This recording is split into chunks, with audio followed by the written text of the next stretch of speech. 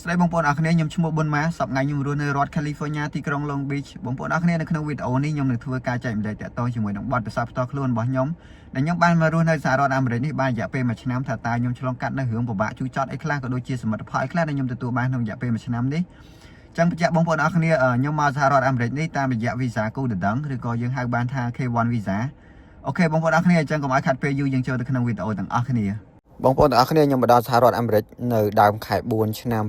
2024ចឹងថ្ងៃទី1ដែលខ្ញុំមកដល់សហរដ្ឋអាមេរិកគឺខ្ញុំទៅ print form I-94 ដែលនៅក្នុង form នោះគឺគេមានកត់ត្រាទុកនៅ arrival record ក៏ដូចជាឈ្មោះថ្ងៃខែឆ្នាំកំណើតដែលវាដូចទៅជាមួយនឹង passport របស់ខ្ញុំមកដល់សហរដ្ឋអាមេរិកបាន2ថ្ងៃគឺខ្ញុំចាប់ផ្ដើមដាក់ appointment ដើម្បីទៅសុំយកលេខ social security number ចឹង social security number នេះគឺជាបានមួយប្រភេទដែលគេបញ្ជាក់ថាយើងមករស់នៅសហរដ្ឋអាមេរិកនេះដោយស្របច្បាប់ដែលប្រជាជនទូទៅរបស់សហរដ្ឋអាមេរិកគឺគេតែងតែមានហើយបងប្អូនអរគ្នាបន្ទាប់ពីខ្ញុំមកដល់អាមេរិកបានមួយខែគឺខ្ញុំបានរៀបការជាមួយភរិយារបស់ខ្ញុំហើយខ្ញុំរងចាំមួយខែទៀតបន្ទាប់ពីខ្ញុំរៀបការដើម្បីទទួលបាន marriage certificate ឬក៏ខ្មែរយើងហៅថា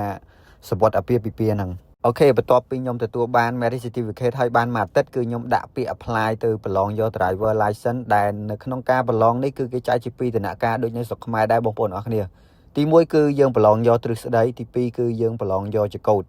ចឹងនៅក្នុងការប្រឡងយកទ្រឹស្ដីនេះគឺខ្ញុំមើលសំណួរច្រើនដែរបងប្អូនអរគ្នាតាមខ្ញុំចាំដូចជា1200សំណួរបន្ទាប់ពីខ្ញុំប្រឡងដំណាក់កាលទី1ជាប់ឬក៏យើងហៅថាប្រឡងទ្រឹស្ដីជាប់នឹងហើយគឺគេឲ្យកតាខ្ញុំមួយដែលគេអនុញ្ញាតឲ្យខ្ញុំបើកបរឡានបានប៉ុន្តែគេតម្រូវការឲ្យមានមនុស្សម្នាក់នឹងអង្គុយជាមួយខ្ញុំហើយគាត់នឹងគឺត្រូវមាន driver license ក៏ដូចជាគាត់មានអាយុចាប់ពី18ឆ្នាំឡើងទៅបងប្អូនអរគ្នាក្រោយពីខ្ញុំប្រឡងទ្រឹស្ដីជាប់មករយៈពេល2អាទិត្យទើបខ្ញុំដាក់ពាក្យទៅប្រឡងចកោតហើយល្មមតែខ្ញុំទទួលបាន driver license នៅក្នុងដៃមានរយៈពេល1ខែបន្ទាប់ពីខ្ញុំប្រឡងចកោតជាប់បងប្អូនអរគ្នាបន្ទាប់មកទៀតនៅក្នុងខែ5គឺខ្ញុំបានដាក់ apply ទៅយក green card និង EAD card ឬក៏យើងអាចហៅថា adjustment of status ដែលយើងធ្វើការ adjustment ទៅលើ K1 visa របស់យើងផ្លាស់ប្ដូរវាទៅជា green card ឬក៏យើងហៅម្យ៉ាងទៀតថា permanent residentបន្ទាប់ពីខ្ញុំដាក់ apply យក green card ក៏ដូចជា EAD card ហើយរយៈពេល1ខែគឺ EAD card ខ្ញុំបាន approve មុន green card ហើយខ្ញុំទទួលបាន card ហ្នឹងហើយខ្ញុំអាចប្រើ card ហ្នឹងទៅធ្វើការនៅកន្លែងណាក៏បានដែរបងប្អូនអរគ្នានៅទូទាំងសហរដ្ឋអាមេរិកដោយស្របច្បាប់